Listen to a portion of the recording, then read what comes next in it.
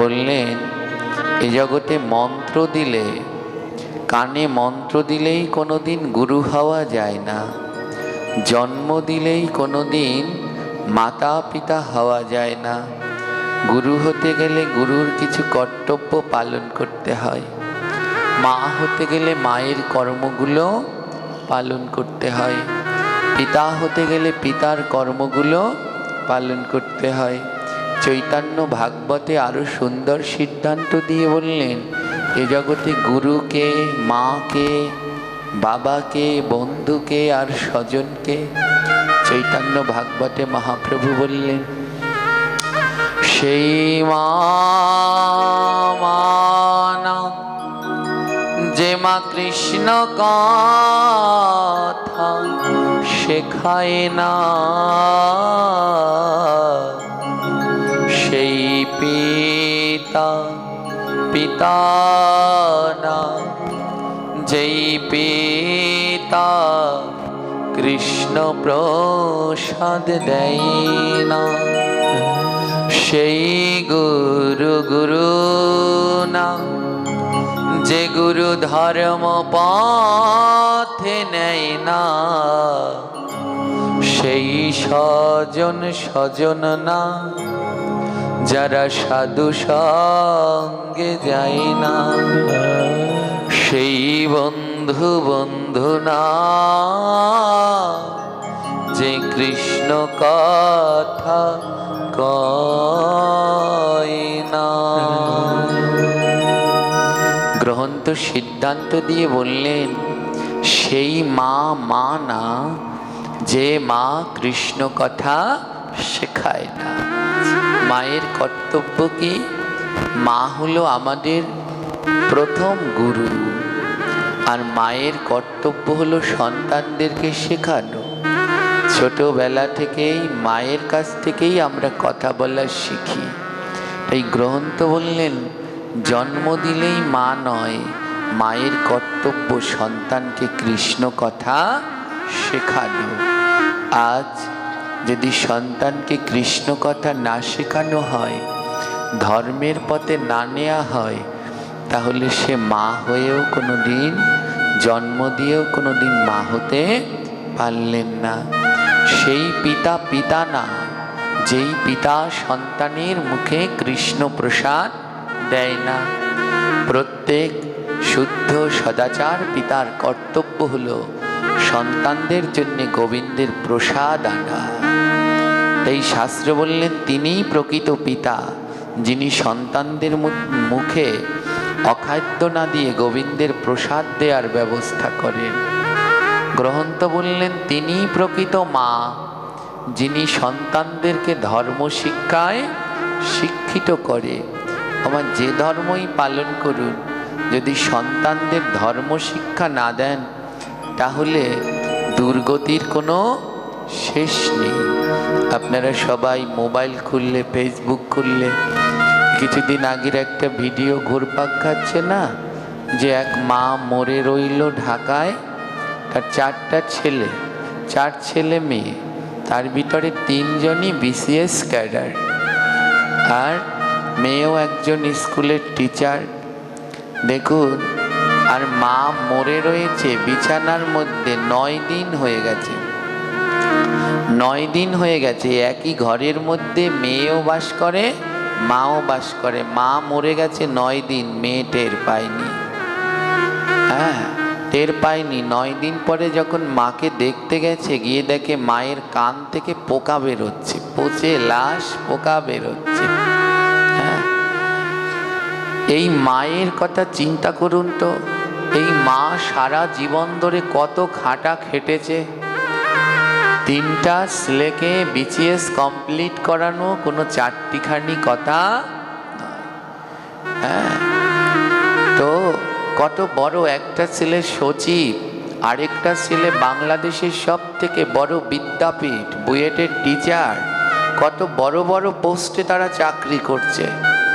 ওই মাকে কতটা কষ্ট করতে হয়েছে, কত রাত্র জেগে জেগে ছেলে মেয়েদেরকে পড়াতে হয়েছে, কিন্তু লাভ হলো কি? শেষ সময় একটু জলও পেল না। আর মরে পড়ে রয়েছে, ডাক্তাররা পরীক্ষা করে দেখলেন 8-9 দিন হয়ে গেছে উনি মারা গেছে, কেউ টেরও পায়নি। কোনো লাভ হয়েছে? ওমা, আজ তো একটা ঘরের ঘটনা, অপেক্ষা করুন। এখানে যারা যুবক ইয়ং রয়েছেন, এনারা যখন মা হবেন এই ঘটনা প্রত্যেক ঘরে ঘরে ঘটবে, কারণ বড় দুঃসময় আসছে। এই দুঃসময় থেকে বাঁচার উপায় কি? মায়েদের অবশ্যই সন্তানদের কৃষ্ণ শিক্ষায় শিক্ষিত করতে হবে, নইলে আর এই ব্যাধি থেকে রেহাইয়ের কোনো উপায় নেই, কোনো ধরনের পথ নেই। সকালবেলা বাচ্চারা ঘুম থেকে উঠলে চায়ের কাপ, মুড়ি, বিস্কুট তুলে দেবেন না।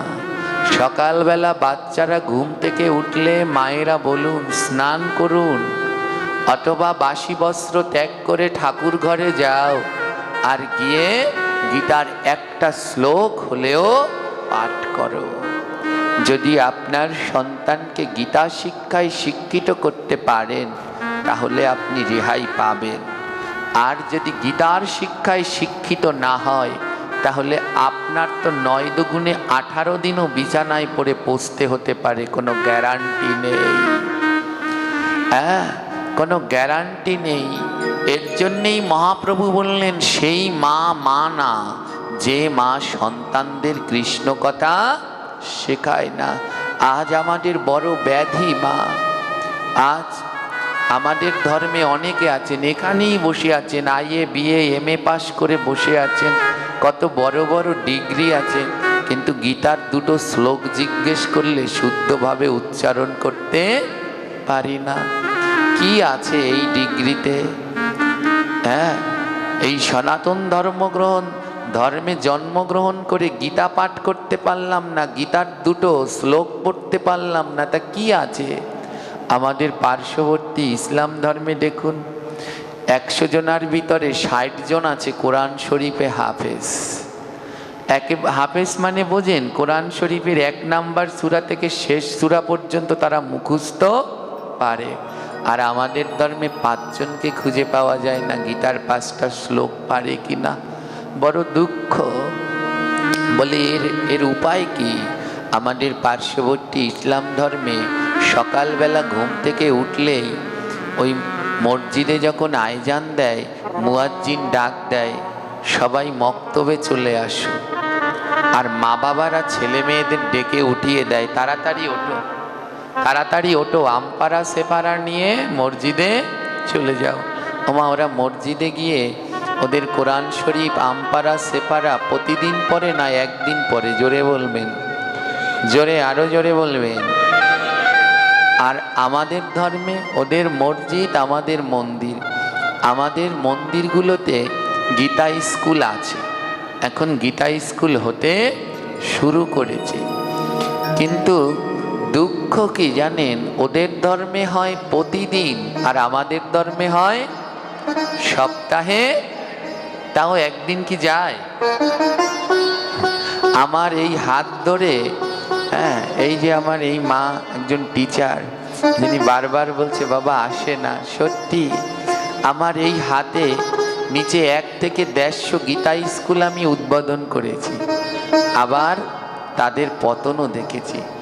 1 মাস, 2 মাস, 3 মাস ভরপুর ছাত্রছাত্রী কমতে কমতে কমতে কোনো দিন আর একজনও নেই, পরের দিন আর যিনি গীতা শেখায় তিনিও আর নেই, হারিয়ে যায়। ব্যাধিটা কোন জায়গায় জানেন? এটা কিন্তু বাচ্চাদের দোষ না, দোষটা কার? মায়েদের। ওই শুক্রবার দিন একদিন গীতা ক্লাস হয়, বাচ্চারা উঠে আসতে চায়, গীতা স্কুলে যাব, গীতা স্কুলে যাব, ওদের উৎসাহ থাকে। কিন্তু আমাদের মায়েরা কি বলে? আমাদের মায়েরা বলে খেয়ে দে, কাজ নেই, 6 দিন স্কুলে গেছিস, আজ শুক্রবার, আজ একটু ঘুমা, এত তাড়াতাড়ি ওটা লাগবে না। আর গীতা স্কুলে যাওয়া হয় না, হয় না। এর জন্য বললেন মাটি ভালো না হলে কোনোদিন ফসল ভালো হয় না। হয় কি? ফসল ভালো হতে হলে মাটিকে আগে উর্বর হতে হবে, অনুর্বর মাটিতে ফসল হয় না। বলে মাটি ভালো না হলে যেমন ফসল ভালো হয় না, তদ্রূপ মাটি ভালো না হলে কোনোদিন সন্তানটিও ভালো হয় না। অর্থ বুঝলেন? মাটি ভালো না হলে ফসল ভালো হয় না, আবার মাটি ভালো না হলে সন্তানটিও ভালো হয় না। এখানে মাটি বলতে এই মাটিকে বোঝানো হয়নি, আপনাদেরকে বোঝানো হয়েছে, মাকে, মাটিকে বোঝানো হয়েছে। মাটি ভালো না হলে সন্তানটিও ভালো হয় না। মা যদি ভালো হয় তো সন্তানও ভালো হবে। তাই বলে মায়েদেরই কি সব দোষ, বাবাদের কিছু নেই? আছে তো, কিন্তু প্রথম গুরু তো মা। তাকে উচিত সন্তানদেরকে ছোটবেলা থেকেই এই গীতা শিক্ষায় শিক্ষিত করা। আজ বড় ভয়ঙ্কর পরিস্থিতি মা। এক সময়ে আমাদের ঠাকুমা মায়েরা যখন আমাদের সুজি খাওয়াতো, দুধ খাওয়াতো, তখন খেতে চাইতাম না। সেই সময় কি করতো ঠাকুমারা, মায়েরা রামায়ণের গল্প বলতো, মহাভারতের গল্প বলতো, ঠিক কি না? সেই রামায়ণ মহাভারতের গল্প বলতো, ভাগবতের চরিত্র বলতো, সেইগুলো শুনতো আর বাচ্চারা দুধ সুজি খেত। আর ওই যে দুটোই কিন্তু খাচ্ছে, একটা মুখ দিয়ে আর একটা কান দিয়ে। কান দিয়ে ভগবানের কথা অন্তরে প্রবেশ হচ্ছে আর মুখ দিয়ে খাবার খাচ্ছে। কিন্তু আজ আর এখন রামায়ণ মহাভারতের কথা কেউ বলে না। আজকে আমি বললাম কেন, এখন যারা আছে এরা মারা গেলে এই মাত্র 9 দিন পরে ছিল বিছনায় মরা, আর এর পরের জেনারেশনরা 9 দুগুণে 18 দিন থাকবে। কেন জানেন? এখন আর ওই সুজি খাওয়ানোর সময়, দুধ খাওয়ানোর সময় রামায়ণ গল্প, মহাভারতের চরিত্র, ভাগবতের চরিত্র বলে না। এখন মায়েরা এমন ডিজিটাল হয়েছে, ওই দুধ সুজি খাওয়ানোর সময় কার্টুন ছেড়ে দেয়, মোবাইলে কার্টুন ছেড়ে দেয়, হিন্দি গান ছেড়ে দেয়। আর বাচ্চাগুলো এমন হয়েছে, ওই কার্টুন না দেখলে, হিন্দি গান না দেখলে খাবার খায় না। ওই যে কার্টুন দেখছে, একদিক দিয়ে কান দিয়ে কার্টুন ঢুকছে, আরেক দিয়ে মুখ দিয়ে ঢুকছে। কি ভাবছেন ওইগুলো বড় হয়ে মানুষ হবে? ওগুলো বড় হয়ে এক একটা কার্টুনই হবে, কার্টুন ছাড়া আর কিচ্ছু হবে না। ওই চোখ দিয়ে দেখছে হিন্দি সিনেমার গান, নায়ক নায়িকার শাড়ির আঁচল ধরে টানছে, হাসছেন। একদিন আপনার ঘরে অমনি একটা টেনে টুনে নিয়ে আসবে, সেদিন বুঝবেন কেমন লাগে। তাই সময় থাকতে এগুলো বন্ধ করুন, সচেতন হন। আজ বড় দুঃখ মা, কৃষ্ণের কার্টুন বেরোচ্ছে, কত ঠাকুর দেবতার কার্টুন বেরোচ্ছে, আর সবাই সেই কার্টুনগুলো মনের আনন্দে দেখছে। কিছু বছর আগে আমাদের পার্শ্ববর্তী ধর্মে একটা কার্টুন তৈরি করেছিল কাউকে নিয়ে, আর তা নিয়ে বিশাল এক আন্দোলন, গন্ডগোল। ওই ধর্মে যদি কাউকে নিয়ে কার্টুন তৈরি করা হয়, তারা আন্দোলন করে, প্রতিবাদ করে, কারণ তারা জানে তাদের ইষ্টকে কার্টুন বানানো উচিত নয়। কিন্তু আমাদের ধর্মে ভগবানকে কার্টুন বানিয়ে বাচ্চাদেরকে দেখানো হচ্ছে, কিন্তু প্রতিবাদ তো দূরের কথা, বরং সবাই আরো আনন্দ করে ওগুলো দেখায়। এবারও ব্যাধিতে ধরেছে। তাই বললেন মায়ের কর্তব্য সন্তানদের কৃষ্ণ কথা শিখানো। গ্রহন্ত সিদ্ধান্ত দিলেন সেই মা না যে সন্তানকে কৃষ্ণ কথা শেখায় না। তাই দুধ সুজি খাওয়ানোর পাশাপাশি সন্তানদের কৃষ্ণ কথা শিখান, না হলে বড় ভয়ঙ্কর অবস্থা। সেই পিতা না, যেই পিতা সন্তানের মুখে কৃষ্ণ প্রসাদ দেয় না। আজ সেই আর্য সময়, আর্য সভ্যতায় সবাই গোবিন্দের প্রসাদ পেত, কোনো অখাদ্য কুখাদ্য তারা খেতেন না। সেই আর্য সভ্যতা বড় সুন্দর ছিল। তখন প্রত্যেক পিতা সন্তানের জন্যে প্রসাদ আনত।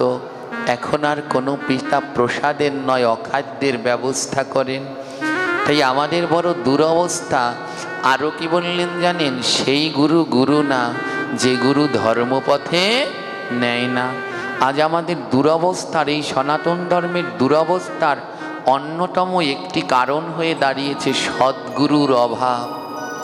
ভীষণ অভাব, ভীষণের থেকেও ভীষণ অভাব। শুনেন, মন্ত্র দিলেই কোনো দিন গুরু হওয়া যায় না। আমি একটা কথা বলি, কানে দেয় হিস ফিস, বছর বছর চান্দা দিস। গুরুদেব ওই কানে একটা ফিস ফিস করে কি যেন বলে যায়। আমি অনেককে দেখেছি, হ্যাঁ সাক্ষাৎ দেখেছি, গুরু যে ওই কানে আস্তে আস্তে করে ফিস ফিস করে বলেছে, শিষ্য বুঝতেই পারেনি ওটা কি বলেছে।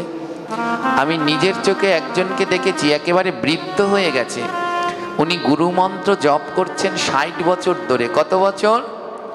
আমার মন দিয়ে শুনবেন, এই সত্যি ঘটনা, আমার জীবনে দেখা। এটা হলো, জায়গার নামও বলে দিচ্ছি, এটা হলো বরগুনা কাটালতলিতে। হ্যাঁ, এখানে একটা ডাক্তার বাড়ি আছে, হয়তোবা তারা মোবাইলে শুনবে, শুনুক। অমল ডাক্তার, ওনার বোন 60 বছর ধরে, আমরা পিসি দিদা বলি, বৃদ্ধ হয়ে গেছে, 60 বছর ধরে গুরুদেবের মন্ত্র জপ করছে। তা আমাদের যে ঘরে থাকতে দিয়েছে ওর পাশেই ঠাকুরের সিংহাসন, তো ওই দিদাই জপ করছে, 1 মিনিটও লাগে না। দীক্ষা মন্ত্র জপ করছে, 1 মিনিটও লাগে না। ভুল টুল জপ করতে গেলেও তো 1 মিনিট সময় লাগে। তো আমি প্রতিদিন লক্ষ্য করি, উনি জপ করে দীক্ষা মন্ত্র, 1 মিনিট সময়ও লাগে না। তো মনের মধ্যে কৌতূহল জাগলো, উনি কি জপ করে, আমি একটু জানবো। একজন সত্যিকার অর্থে কিন্তু ওই দিদা কিন্তু খুব, পিসি বলে আমরা ডাকি, উনি কিন্তু খুব একজন সত্যিকার ভক্ত, একেবারে প্রকৃত মানুষ, মনের ভিতরে কোনো গণ্ডগোল নেই। তো জিজ্ঞেস করলাম, পিসি তুমি কি মন্ত্র জপ করছো? হ্যাঁ, উনি আমায় খুব ভালোবাসেন। তো উনি আমাকে বলছে, বাবা আমি তোমার কাছে কি বলবো? আমি বলছি বলুন তো। 1 মিনিটও লাগে না, আমরা গুরুমন্ত্র জপ করতে গেলে 20 মিনিট 25 মিনিট লেগে যায়, আর আপনাদের 1 মিনিটও লাগে না। কি মন্ত্র জপ করছেন? ভুল হলেও তো, যদি ওম ওম জপ করে 108 বার, তাও তো 1 মিনিট লাগবে।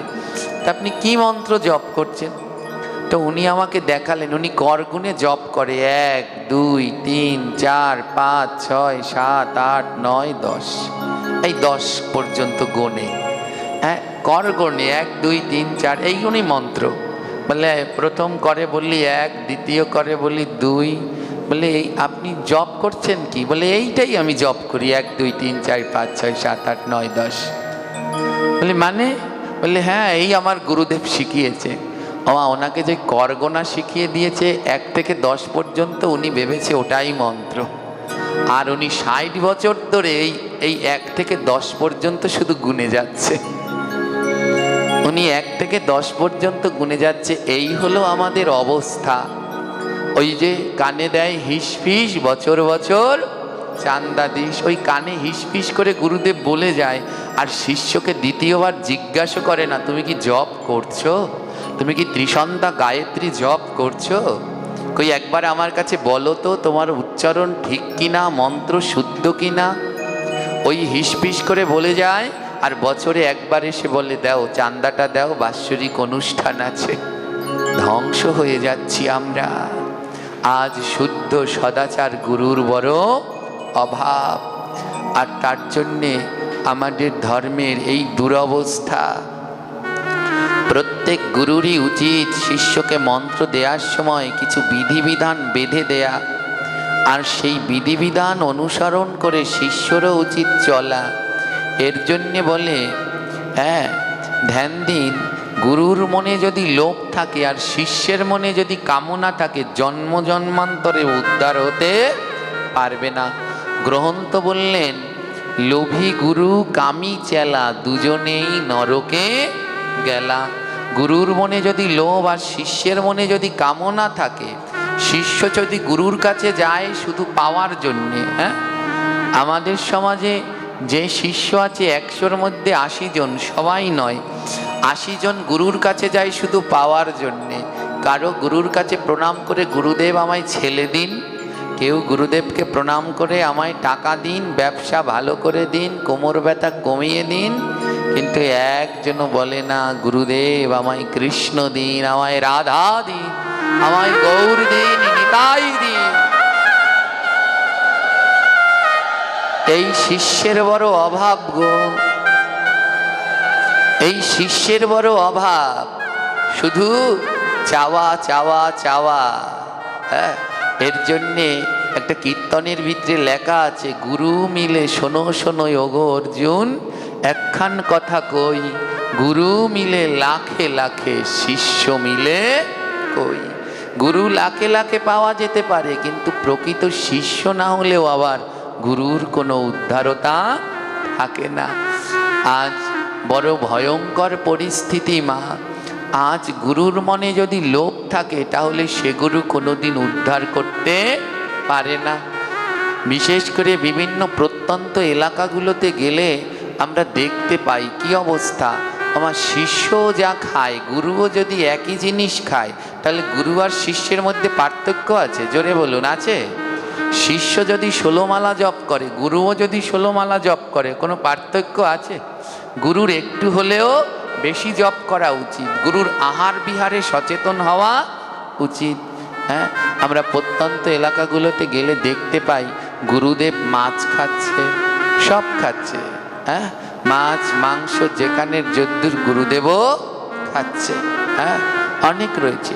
এই মাদারীপুরের নিচের দিকে গেলেই একদল আছে, তারা মাছের দোহাই দেয় গুরুদেবরা, আর মাছ দিয়ে গুরু সেবা বলে। এগুলো অপরাধ, মহা মহা মহা অপরাধ। হ্যাঁ, গুরুর যদি, আমার গুরু বানাম করতে কি লাগে? গয় রস্যু রয় রস্যু। গুরুর গুরুত্ব হলো রস্যুকারে। গুরুর গুরুত্ব কোন জায়গায়?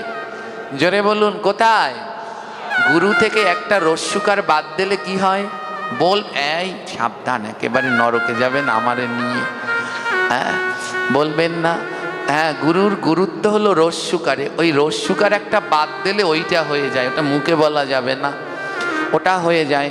ওই প্রাণীটার কাছে আমের খোসা, তালের খোসা, লাউয়ের খোসা যা দেন সব খায় না, কোনো বাদ বিচার আছে? হ্যাঁ, যা দেয় তাই খেয়ে নেয়। বলে ওই রস্যুকারটা বাদ দিলে গুরুও না ওই হয়ে যায়।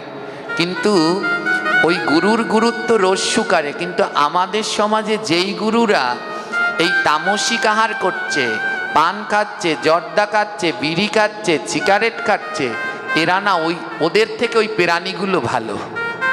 ওই প্রাণী, যে প্রাণীটা রস্যুকার বাদ দিলে হয়, ওই প্রাণীটা এই গুরুদের থেকে ভালো।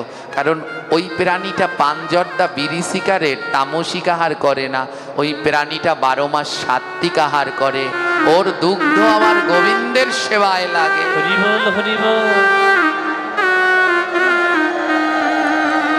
তাই আজ বড় ভয়ঙ্কর অবস্থা ধারণ করেছে।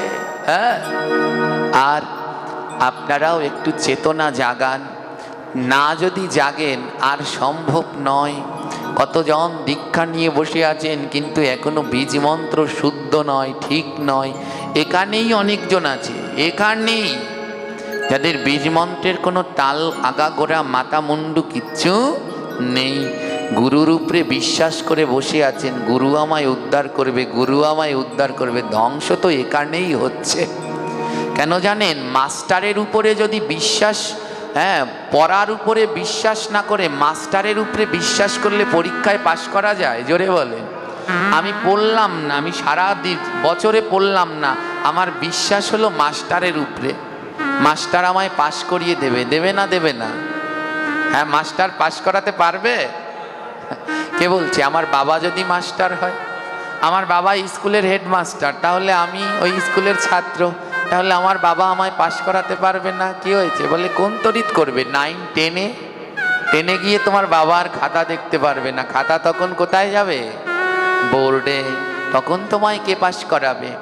আমাদের ধর্মটা নষ্ট হয়ে গেল। আমাদের পড়ার উপরে বিশ্বাস নেই, মাস্টারের উপরে বিশ্বাস। অর্থ বোঝেন?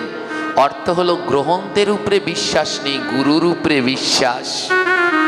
গ্রন্থ কি লিখেছেন সেটা আমরা বিশ্বাস করতে পারলাম না, গ্রন্থ পড়লাম না, শুধু গুরুর উপরে বিশ্বাস। গুরু রক্ষা করবেন, গুরু উদ্ধার করবেন। হ্যাঁ, গুরু তো উদ্ধার করবেন যদি তুমি গুরুর কথা পালন করো। আমি আমার একটা বাণীর মধ্যে লিখেছি, মন্ত্র দিলে শিষ্য হয়, সন্তান কভু নয়। সন্তান হতে গেলে গুরুর বাক্য পালন করতে হয়। হ্যাঁ, আমাদের বড় দুরবস্থা, ওই গুরুর উপরে বিশ্বাস করে রেখে আছি। হ্যাঁ, ওই যে হরির লুটের গান হয় না, গুরু আমায় পার করো, এই করো, সেই করো। বলে করবে কি করে, গুরু আমার দিন গেল, সন্ধ্যা গেল তো সবই, তুমি কিছু করলা না কেন? গুরু তো দিয়ে গেল, তুমি তো কিছুই পালন করলে না। তাই আমাদের বড় দুরবস্থা। তাই গ্রন্থের দিকে ধ্যান দিন। গ্রন্থ কি বললো, একটু গ্রন্থ পড়ুন। গ্রন্থ না পড়লে এই ধর্মে কিছু জানতে পারবেন না, শিখতে পারবেন না। আর কতকাল অন্যের কথায় বিশ্বাস করে থাকবেন? হ্যাঁ, বিশ্বাস থাকা ভালো, কিন্তু এত বিশ্বাস, ওই যে সেই গল্পটার কথা মনে আছে, আমি মাঝে মাঝে পাঠে বলি। এক গুরু গেলেন শিষ্যের বাড়িতে। সেই দিন শিষ্য বড় একটা ইলিশ মাছ এনেছে, আর ইলিশ মাছটা দেখে গুরুর লেগেছে লোভ। হ্যাঁ, শিষ্য বলছে, গুরুদেব আজ তো ইলিশ মাছ এনেছি, আজ আপনি আরেক শিষ্যের বাড়ি সেবা করেন। গুরুদেব বলে, সর্বনাশ, আরেক শিষ্যের বাড়ি সেবা করলে আজ তো আর ইলিশ মাছটা খেতে পারবো না। গুরুদেব মনে মনে বলছে, যেমন করে হোক ইলিশ মাছটা আজ আমায় খেতেই হবে, কোলের দিকের এক টুকরো খেতেই হবে। হ্যাঁ, এবার গুরুদেব বললেন, গুরুদেব আজ ওই ঘরে সেবা করেন, আজ তো আমার ঘরে মাছ এনেছি। গুরুদেব শিষ্যকে দিলেন এক ধমক, এই ছ্যামরা, তুই থাম, তুই নিরামিষ আমিষের কি বুঝিস? শিষ্য তো সহজ সরল, অত গ্রন্থপত্র জানে না। তুই নিরামিষ আমিষের কি বুঝিস? মাছের মধ্যেও নিরামিষ আছে, তুই জানিস? হ্যাঁ, মাছের মধ্যেও নিরামিষ আছে, তুই নিরামিষের এখনো কি শিখছ? শিষ্য তো অবাক। শিষ্য বলে, গুরুদেব মাছ আবার নিরামিষ হয়? গুরুদেব বলে, হয় না, বেদের মধ্যে লেখা আছে, তুই জানিস, তুই শুনবি। গুরুদেব, শিষ্যটার বেদ টেদ পড়েনি। শিষ্য বলছে, গুরুদেব তাহলে একটু শোনান, বেদে কি লেখা আছে? গুরুদেব বলে, শোন, তোকে আমি শ্লোক বলে শোনাচ্ছি। রোহিতস্য কাতলস্য মৎস্যরাজা ইলিতস্য গলদস্য পাবদস্য এবচ বোয়ালস্য মৎস্য মধ্যে এই ষষ্ঠ সর্বদাই নিরামিষ। বোঝেন? রোহিতস্য মানে রুই মাছ, রোহিতস্য কাতলস্য মানে কাতল মাছ, মৎস্য রাজা ইলিতস্য মাছের রাজা, পাবদস্য বোয়ালেস্য পাবদা মাছ আর বোয়াল মাছ। এবচ মানে হলো এবং, একটু সংস্কৃত লাগিয়েছে। হ্যাঁ, গলদাস্য মানে গলদা চিংড়ি। মৎস্য মধ্যে এই ষষ্ঠ সর্বদাই নিরামিষ। শিষ্য তো শুনে অবাক, ওরে বাবা রে, তার মানে এই 6টা মাছ নিরামিষ। গুরুদেব বললেন, শোন, তুই তো ইলিশ মাছ আনছিস, এটা খাওয়া যায়, এটা নিরামিষ মাছ। তো এইরকম যদি গুরু শিষ্যকে বোঝায়, তাহলে শিষ্যের আর গতি আছে? শিষ্য তো বুঝে নিয়েছে, হ্যাঁ, এই 6 মাছ ইলিশ, এই 6টা নিরামিষ মাছ। তাই এই রকম যদি হয় গুরুর অবস্থা আর বুঝায়, হ্যাঁ, এর জন্যে আমি একটা কথা বলি, এই বেদ কয়খানা মা? বেদ 4খানা। কি কি? ঋক, সাম, যজুর, অথর্ব। আর আমি বলি, কলিযুগে আরো একটা বেদ বেড়েছে, ওর নাম হলো ইচ্ছা বেদ। কি নাম? ওই যে ওই গুরু বলল বেদে আছে, যার যা ইচ্ছা নেয় বেদে আছে। এই হলো আমাদের অবস্থা। শুদ্ধ সদাচার শিক্ষার বড় অভাব। এখন সবাই রয়েছে নিজেদের শিষ্য বাড়ানোর তালে, কিন্তু ভক্ত বাড়ানোর তালে খুব কম সংখ্যকই রয়েছে। অন্তত দীক্ষা শিক্ষা দেওয়ার সময় গুরুদেবের বলা উচিত, দীক্ষা শিক্ষা নাও, একটা একাদশীও বন্ধ করতে পারবে? প্রতিদিন জপ করতে হবে, মালা জপ করা বন্ধ করা যাবে না। অন্তত এই কয়টা শর্ত দিয়ে দিক, দেখবেন শিষ্য সদাচারী না হয়ে যাবে কোথায়। প্রতিদিন মালা জপ করতে হবে, একটা একাদশীও বন্ধ করা যাবে না। যেখানে কালী পুজোয়, যেই কালী পুজোয় বলি হয়, সেখানে 1 গ্লাস জলও খাবে না। যেই শ্রাদ্ধে, যেই অন্নপ্রাশনে, যেই স্বাদে জীব হত্যা হয়, মাছ দিয়ে খাওয়ানো হয়, ওখানে খাবে না। এই কটা শর্ত দিয়ে দিক গুরুদেব, সমাজের আমূল পরিবর্তন হয়ে যাবে। দেবে না কেন? কারণ এগুলো দিলে শিষ্যরা আর ওই গুরুর কাছে আসবে না, ওই গুরুর কাছে গেলে তো এইগুলো পালন করা লাগবে। না না বাবা, এর চাইতে ওই গুরুই ভালো, এর দ্বারে কোনো নিয়ম কানুন নাই। একাদশী করলে করো, না করলে না করো, মালা জপ করলে করো, না করলে না করো। কি করে সামনের দিকে আগাবে? এর জন্যে বললেন সেই গুরু গুরু না, যেই গুরু ধর্মপথে নেয় না। তাই আমাদের ধর্মে এমনি শুদ্ধ সদ্গুরুর বড় অভাব। আমাদের কলিযুগে কি নেই জানেন? কলিযুগে কিসের অভাব? কলিযুগে সচী মায়ের মতো মায়ের অভাব। কলিযুগে সচী মায়ের মতো মায়ের অভাব, সীতার মতো স্ত্রীর অভাব, লক্ষণের মতো ভাইয়ের অভাব। আজ এইগুলো নেই বলে আজ আমরা অন্ধকারে ডুবে যাচ্ছি। আর এ থেকে মুক্তির উপায়, প্রথম উপায় হলো মা। মাকে ঠিক হয়ে ছোটবেলা থেকে সন্তানকে কৃষ্ণ শিক্ষায় শিক্ষিত করুন। আপনারা সবাই সবার সন্তানকে গীতা শিক্ষায় শিক্ষিত করুন। জানেন, মোবাইল খুললে পরে কোনো ভিডিও পান আর না পান, ছেলে মেয়ে নাচছে, সেই ভিডিও করে বাবা মায় দিচ্ছে। হ্যাঁ, ছেলে বন্দুক নিয়ে এমনি করে একটা চশমা দিয়ে বন্দুক হাতে নিয়ে দাঁড়িয়েছে, ওই ভিডিও করে বাবা মা দিচ্ছে। কিন্তু একটা এই ভিডিও করে না যে আমার ছেলে গীতা পাঠ করছে, আমার ছেলে ভগবানের সেবা দিচ্ছে।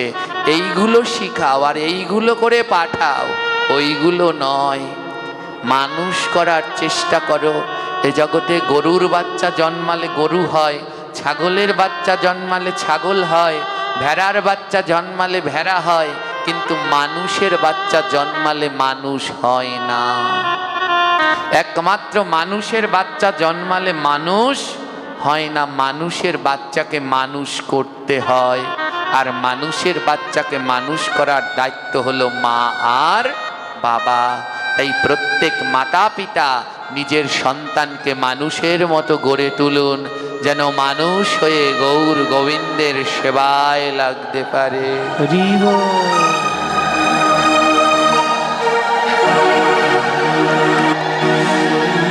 ধ্যান দিন মা। এর জন্যে আমাদের সাধু সঙ্গের বড় প্রয়োজন। আজ এই মাতা পিতাকে শুদ্ধ সদাচারী হতে হলে সাধু সঙ্গে যেতে হবে। সাধু সঙ্গে না গেলে এই সদাচারিতা, এই শুদ্ধতা শেখা যায় না।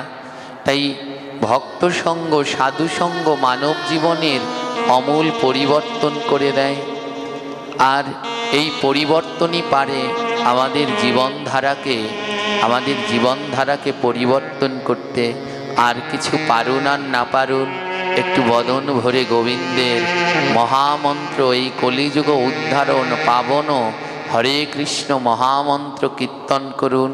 এই নাম ছাড়া কলিযুগে উদ্ধারের আর কোনো দ্বিতীয় পন্থা নেই। তাই বদন ভরে গৃহের ভিতরে সন্তানাদি নিয়ে হরি নামের মধ্যে মেতে উঠুন। হরে কৃষ্ণ হরে কৃষ্ণ কৃষ্ণ কৃষ্ণ হরে হরে, হরে রাম হরে রাম রাম রাম হরে হরে,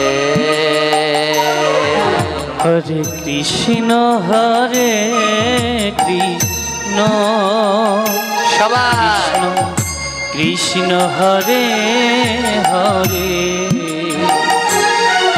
হরে রাম রাম রাম হরে হরে, হরে কৃষ্ণ হরে কৃষ্ণ কৃষ্ণ কৃষ্ণ হরে হরে, হরে রাম রাম রাম হরে হরে, হরে কৃষ্ণ হরে কৃষ্ণ, আমার সবাই মিলে উচ্চ স্বরে কৃষ্ণ হরে হরে, হরে রাম রাম রাম হরে হরে। এক পাশে দাঁড়িয়ে মহাজন করলেন, এ নাম করলে কি হয়?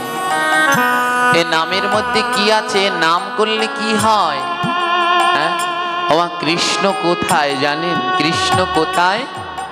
কৃষ্ণ কথায়। কৃষ্ণ কোথায়? আমি আবার বলবো, আপনারা সবাই বলবেন, কৃষ্ণ কোথায়? কৃষ্ণ কথায়। কৃষ্ণ দূরে নেই, এই কৃষ্ণ কথার মধ্যেই কৃষ্ণ। একবার কৃষ্ণ কোথায় বলে, কৃষ্ণ বলো, ওই কৃষ্ণ নামের মধ্যেই কৃষ্ণ আছে। বলে নাম করলে কি হবে গো? বলে এই জগতে গোবিন্দকে যদি পেতে চাও, গোবিন্দ সেই গোলকে বিরাজ করছেন, ওই গোলক থেকে গোবিন্দকে যদি নামাতে চাও, তাহলে তার উপায় হলো নাম। নামে নামি নামে, নামে নামি নামে। যদি নাম করতে পারো তাহলে ভগবান নামবেন। গোবিন্দকে নামানোর আর দ্বিতীয় কোনো পথ নেই। গোবিন্দকে নামাতে চাইলে একটাই পথ, সে হলো নাম। তাই বদন ভরে, বদন বন্ধ করে নয়, সবাই মিলে উচ্চ স্বরে হরে কৃষ্ণ হরে কৃষ্ণ কৃষ্ণ কৃষ্ণ হরে হরে, হরে রাম হরে রাম, রাম রাম হরে হরে। হরে কৃষ্ণ হরে সবাই একটু করতালি দিয়ে মা। কৃষ্ণ কৃষ্ণ হরে হরে, হরে রাম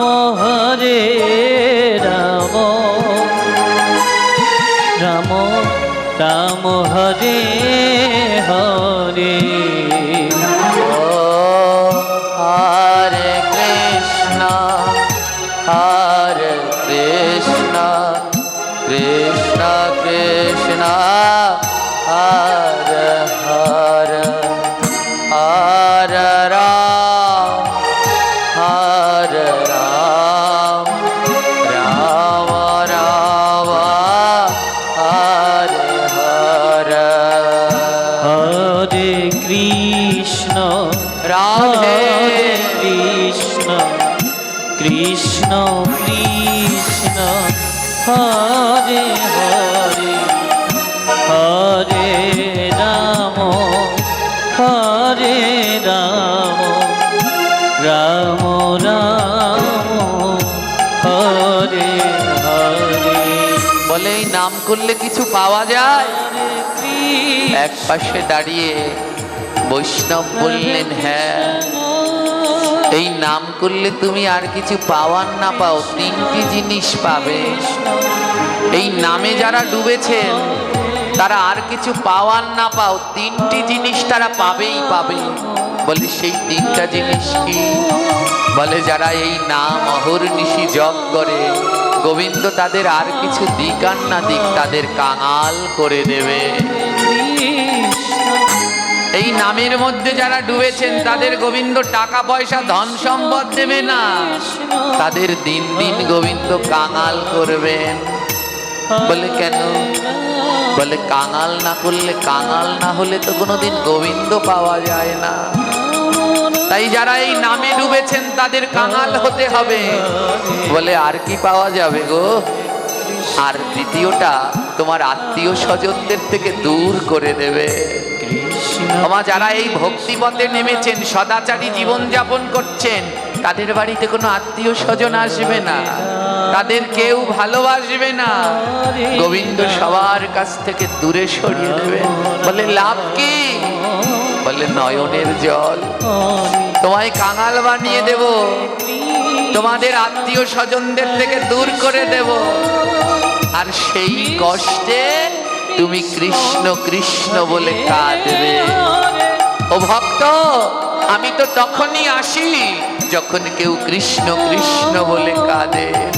বলে আরেকটা উপহার, এই কৃষ্ণ নামে যারা ডুবেছেন তারা আরেকটা উপহার পাবেন মা, সর্বঙ্গে গোবিন্দ একের পর এক ব্যাধি দিয়ে রাখবেন, যন্ত্রণা রোগ শোক দিয়ে রাখবেন। প্রভু তুমি লাভ পাও কি?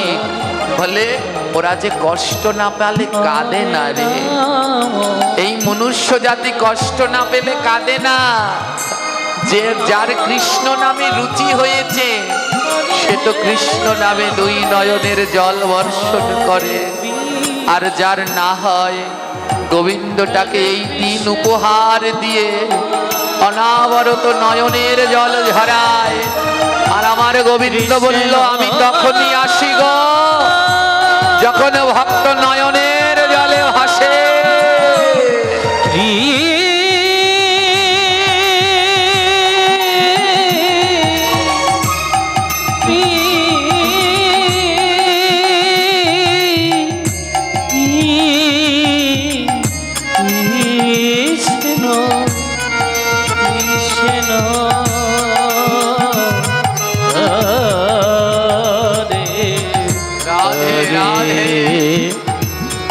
Hare Ram